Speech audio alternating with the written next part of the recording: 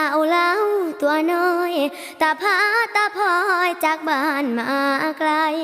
หวังแค่เงินสักก้อนกลับไปให้คนทางบ้านอยู่ดีกินดีสบายดีพี่น้องสวัสดีค่ะพี่น้องจ้ามื้อนี้ก็มาพบพ่อกับซ่องเบาดอนสาวตุ๊กอีกคือเก่าเด้อมามื้อนี้ก็มาพ้อกันอยู่ที่เฮือนเนาะพี่น้องเนาะบ่ได้พากันออกไร่ออกนาเนาะพี่น้องมื้อนี้เพราะว่าเพิ่งจะพากันเก็บเกี่ยวแล้วเรียบร้อยเลยเนาะพี่น้องเนาะแต่ว่ายังบ่ได้แล้วเบิดเด้พี่น้องเพราะว่าอยู่ที่นาเนื้อน่ะใส่ข้าวหลายสายพันธุ์เนาะพี่น้องเนาะมีข้าว15มีข้าว16มีข้าวเจ้าแล้วก็มีข้าวงันเนาะพี่น้องเนาะใส่ตั้งว่า4สายพันธุ์นะพี่น้องแต่ว่าข้าว15น่ะพากันเกี่ยวแล้วเรียบร้อยแล้วเนาะพี่น้องเนาะยังข้าว16แล้วก็ข้าวเจ้าเนาะพี่น้องเนาะแล้วก็ข้าวงันเนาะพี่น้องคือข้าว16นี่ยังอีกประมาณอาทิตย์หนึ่งก็จะได้พากันไปเกี่ยวแล้วเนาะพี่น้องเนาะก็เลยบ่แล้วจักเทื่อนะพี่น้องเพราะว่าใส่ข้าวหลายสายพันธุ์เนาะพี่น้องเนาะโอเคพี่น้องมามื้อนี้สตุ๊กก็จะมาเว้าถึง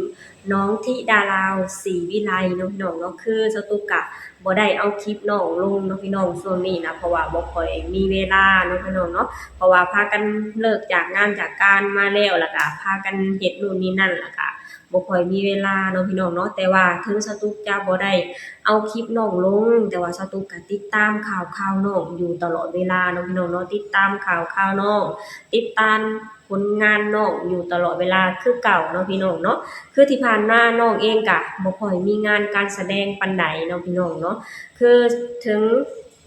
จะบ่ค่อยมีงานการแสดงแต่ว่าทางพ่อครูก็บ่ได้พาน้องๆอยู่เฉยเนาะพี่น้องเนาะคือที่ผ่านมาอยู่ที่บ้านของพ่อครูก็มีการทำบุญเนาะพี่น้องเนาะซึ่งทางพ่อครูก็พาน้องๆน่ะไลฟ์สดเนาะพี่น้องไลฟ์สดเพื่อรับมาลัยออนไลน์เพื่อมาสมทบทุนการทำบุญในครั้งนี้เนาะพี่น้องเนาะซึ่งเป็นการดีที่ฝึกฝนเด็กน้อยไปในตัวเนาะพี่น้องเนาะแล้วพอผ่านการทำบุญมาแล้วก็ทางพ่อครูเพิ่นก็ได้พาน้องๆน่ะแสดงละครเวทีเนาะพี่น้องเนาะเพราะว่าเพิ่นก็มีเวทีน้อยๆอยู่ที่บ้านของพ่อครูเนาะพี่น้องเนาะเป็นการแสดงเกี่ยวกับถ้าหากว่าอยู่แถวบ้านของสตูก็เอิ้นว่าหมอลำเรื่องเนาะพี่น้องเนาะคือแต่ก่อนสตูก็เคยเบิ่งเนาะเรื่องพระเวสสันดรเนาะพี่น้องเนาะซึ่งทางพ่อครูเพิ่นก็พาน้องๆน่ะแสดงออกมาได้อย่างดีเลยเนาะพี่น้องเนาะถึงจะบ่เป็นมืออาชีพแต่ว่าส่ำนี้ก็เบิ่งแบบว่าออกมาได้ดีแล้วเนาะพี่น้องเนาะซึ่งทั้งน้องทั้ง3คนก็แสดงออกมาได้อย่างดีเลยเนาะพี่น้องเนาะโดยเฉพาะน้องธิดาราวศรีวิไลเนาะพี่น้องเนาะซึ่งน้องน่ะมีความสามารถรอบด้านเนาะพี่น้องเนาะทั้งการร้องเพลงก็ม่วนขับรำก็ม่วนเต้นก็ม่วนเต้นก็เก่งเนาะพี่น้องเนาะแล้วมาเล่นละครเวทีก็ม่วนนะพี่น้องคือแบบว่าเฮ็ดไปได้เบิดเนาะพี่น้องเนาะไปทางตลกก็ดีนะพี่น้องเด็กน้อยคนนี้เนาะพี่น้องเนาะซึ่งเจ้าตุ๊กเองก็เบิ่งไปนำยิ้มไปนำเนาะพี่น้องเนาะแล้วทางน้องเองก็ซึ่งน้องน่ะเป็นคนที่มีพรสวรรค์เป็นตุ๊กยอมรับว่าน้องเองน่ะเป็นเด็กที่มีพรสวรรค์เนาะพี่น้องเนาะน้องเองก็ได้รับโอกาสจากทางผู้ใหญ่ใจดีทางฝั่งไทยค่อนข้างหลายๆอย่างเนาะพี่น้องเนาะเจ้าตุ๊กเองก็ต้องขอขอบคุณเนาะพี่น้องขอบคุณทาง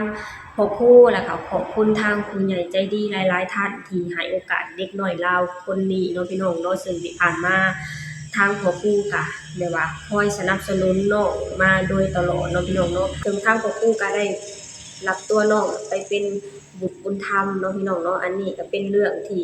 น่ายินดีที่สุดแล้วเนาะพี่น้องเนาะและทางพ่อครูก็ยังแต่งเพลงให้น้อง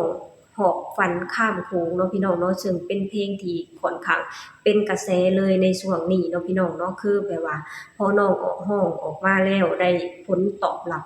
ที่ค่อนข้างดีเนาะพี่น้องเนาะคือ2-3มื้อที่ผ่านมาน่ะสตุ๊กก็ได้ไปเห็นโพสต์ของพ่อครูเนาะพี่น้องเนาะเกี่ยวกับเพลงของน้องน่ะคือได้จัดอันดับถึงอันดับที่9เลยนะพี่น้องคือเป็นช่อง YouTube เนาะพี่น้องเนาะ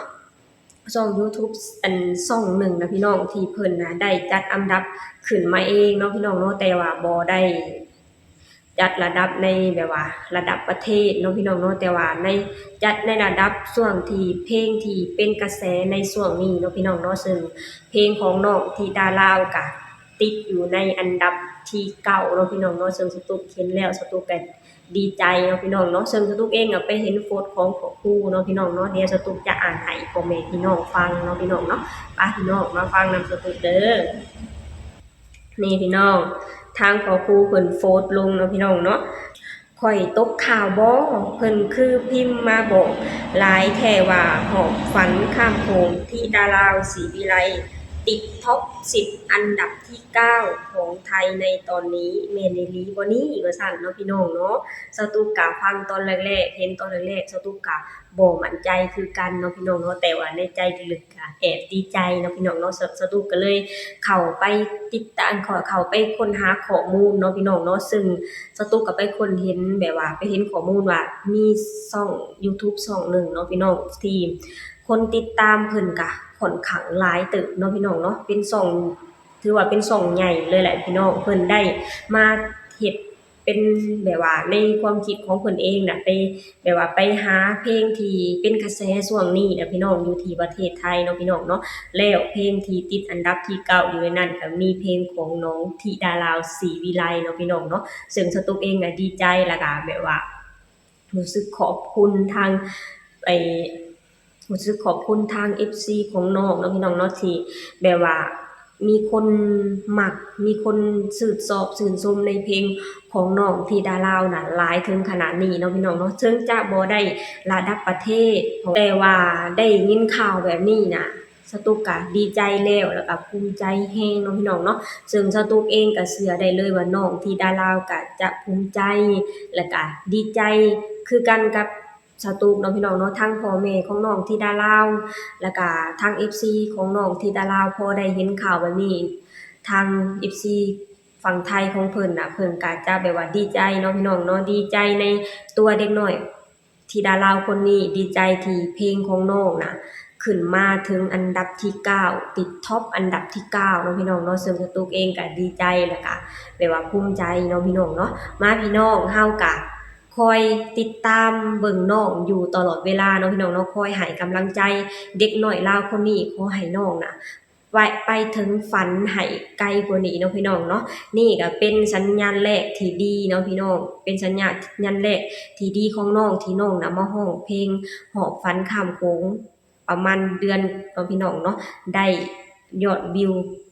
หลายถึงขนาดนี้เนาะพี่น้องเนาะสตุกก็ดีใจแล้วก็ภูมิใจในตัวเด็กน้อยลาวคนนี้เนาะพี่น้องเนาะเฮาก็มาคอยเบิ่งผลงานของน้องต่อไปคอยให้กำลังใจ